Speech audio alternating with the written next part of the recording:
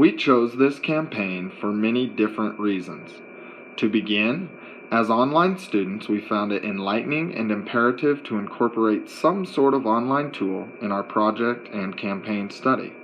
Furthermore, Hour of Code is from code.org is an ever-growing campaign that has many neat tools that we found interesting to investigate and educate others on. Hour of Code is a non-profit organization that aims to expand computer science education to all, especially young students, women, and minorities. As students of diversity, our group likened the fact that this campaign looks to increase computer science education to a very wide and diverse group of students. This was certainly the leading cause for our choosing of this campaign. Hour of Code has certainly gone viral. For many reasons, it is a leading computer science education program. To begin, it is a very simple and easy program to use that allows almost any student and/or educator to utilize it. This has led it to being utilized by many. It is one of the largest used curriculums for computer science education in the United States. Second, Hour of Code has been covered by many major media outlets. This has definitely caused it to gain traction in the eyes of school districts, parents, and students alike.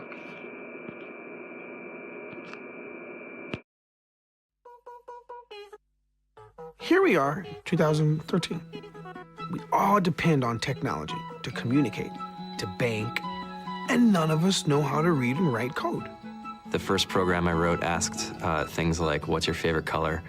Or how old are you? I wrote a program to play tic-tac-toe. I first learned how to make a green circle and a red square appear on the screen. You're just trying to make something, trying to transfer something from your mind to the computer or to a tablet. It's an experience. The whole limit in the system is just that there just aren't enough people who are trained and have these skills today. The programmers of tomorrow are the wizards of the future. You know, you're going to look like you have magic powers compared to everybody else. Great coders are today's rock stars. That's it.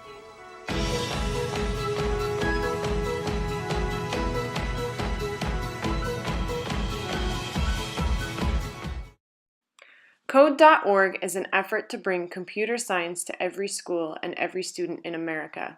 Actually, I would change it from effort. I would call it a movement. What this quote demonstrates is that Hattie knew he was setting out to create a movement. He was honest about it, and this led him and his brother making calculated choices about the timelines of Code.org and the Hour of Code. Hattie and Allie were already involved in the Silicon Valley tech world. They were investors and creators in projects that were bought by Microsoft. They definitely had a vision when creating this project. Code.org was launched in January 2013 with a variety of well-known supporters as seen in the previous video. will.i.am, Facebook creator Mark Zuckerberg, even basketball player Chris Bosh. It was created as a non-profit so that it would gain more attention, like promotions on Google, and even President Obama endorsing the idea. Had it been a for-profit project, the following and free marketing would not have been the same. The twins aimed to create a movement that would generate access to coding technology, and even more largely, interest and accessibility to computer science. Whether you're trying to make a lot of money or whether you just want to change the world, computer programming is an incredibly empowering skill to learn. I think if someone had told me that software is really about humanity, that it's really about helping people by using computer technology, it would have changed my outlook a lot earlier.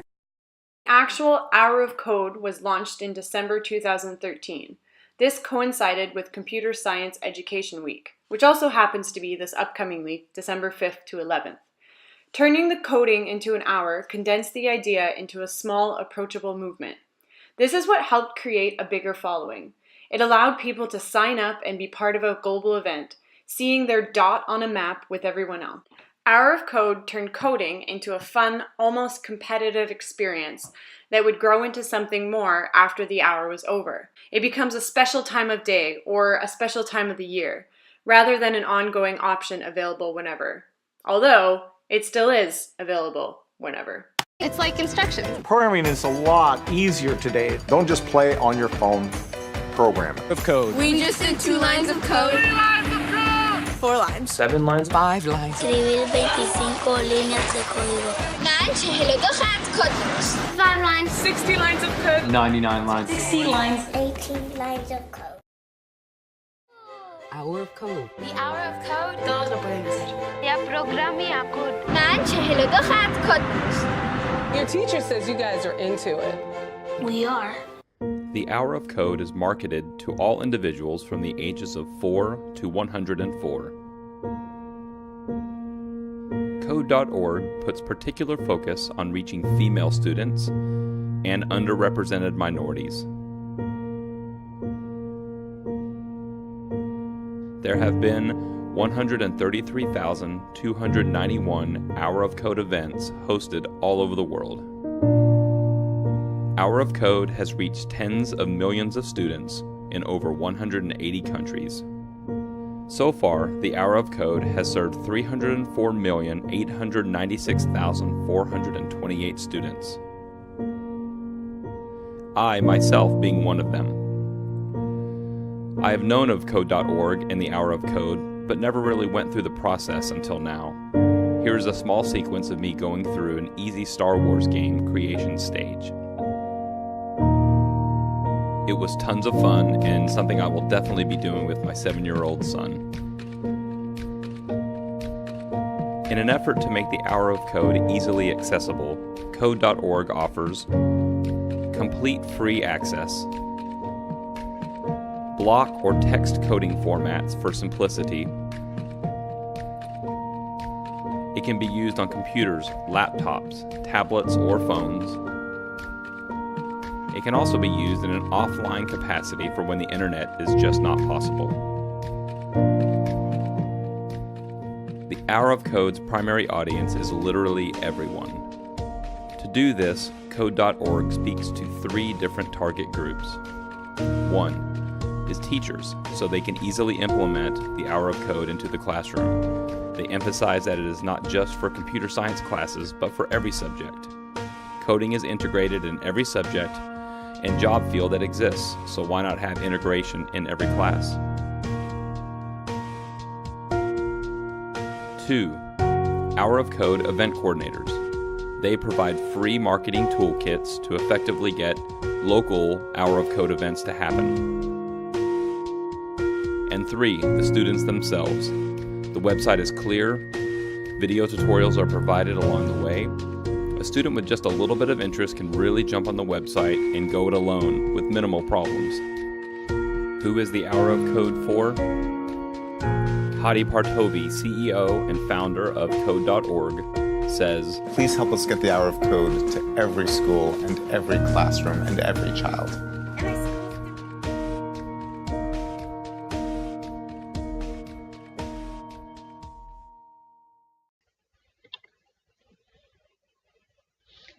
Hour of Code is a campaign with many strengths and weaknesses. Those strengths include that it has generated global interest in the computer science industry worldwide. It also has many different themes that relate to all ages and interests. Some themes include Minecraft and Star Wars. Hour of Code has many activities that can be related to classroom curriculum, such as the activity describing the process of photosynthesis. This allows teachers to integrate Hour of Code into their daily curriculum. It also helps to build up logic and thinking skills in our students. These skills can be applied outside of the classroom in their daily lives. It helps to bridge the gap between social ethnic groups in schools, as it's implemented worldwide, can be used without the internet, and comes in many different languages. All students and ages can enjoy this program. Hour of Code offers links to other websites for students to continue expanding their knowledge on coding and other computer science careers. This enables students to join a greater online community and further research this as a career possibility. The weaknesses of Hour of Code include that Hour of Code is geared towards science themes in the classroom. In order to include more teachers, it should have some themes related to math and social studies. Some say that the logic skills taught in coding should be taught in other avenues throughout the school day instead of only in this kind of computer activity. Critics say that the skills acquired in Hour of Code will not prepare students for future jobs, only those jobs that we currently have. So therefore, Hour of Code is not truly preparing students for the future. It also can be viewed more as educational entertainment than as teaching a skill, as many of the activities appear to be similar to computer games. Is this campaign a successful initiative?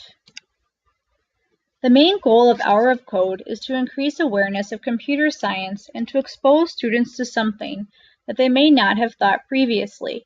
Based on the number of participants and the diversity of programs offered, Hour of Code is a successful initiative. The effect of this ongoing campaign is that schools worldwide are opening up the topic of computer science as a career to their students. For some, this will be the first time they have thought about a career in a computer-related field. For others, they will be able to explore something that they are interested in. 98% of students say that they had a positive experience with Hour of Code, while 85% said it increased their interest of one day teaching computer sciences.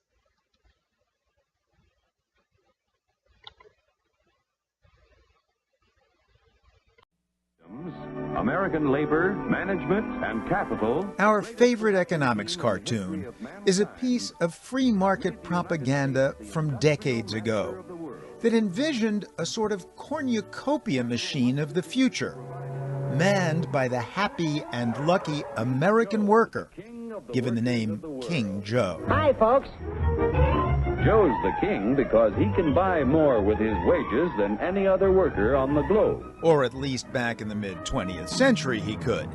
Today, our NewsHour inclusive statistic of all and underemployed totals more than 26 million Americans, nearly 17% of the workforce.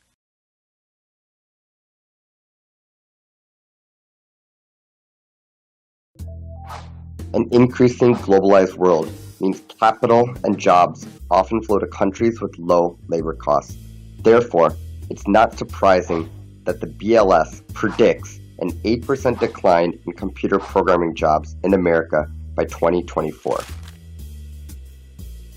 Guy Standing, author of The Precariat, would argue that programmers are members of the global precariat because they lack labor market security and income security. Coders are in a precarious position because they know they have to work to live, but they have to take whatever jobs they can, whether they're full-time or freelance, leading to a highly uncertain future. Therefore, Guy Standing would argue that coding education that is sold as an investment good but has no economic return for most buyers is quite simply a fraud. However, perhaps there is hope. According to Burning Glass, a data analytics firm, nearly half of all jobs that pay more than $58,000 require some coding skills, including diverse fields like finance, manufacturing, and healthcare. Overall, Guy Standing argues that there is a tension between the precariat as victims, penalized by mainstream institutions, and the precariat as heroes, rejecting those institutions by finding their own path, whether it is through coding boot camps or hours of code for youth. Although national unemployment is high, we're having trouble finding the engineers we need in our small company. And those engineers, says partner Jacob Klein, will be part of the Motion Math mission. The kids who play our games are going to have better math skills. They're going to be more likely to master engineering skills that will make them employable in the future. It's a long-term strategy, but I think creating better science, technology, engineering, math education is really the root of solving the digital divide.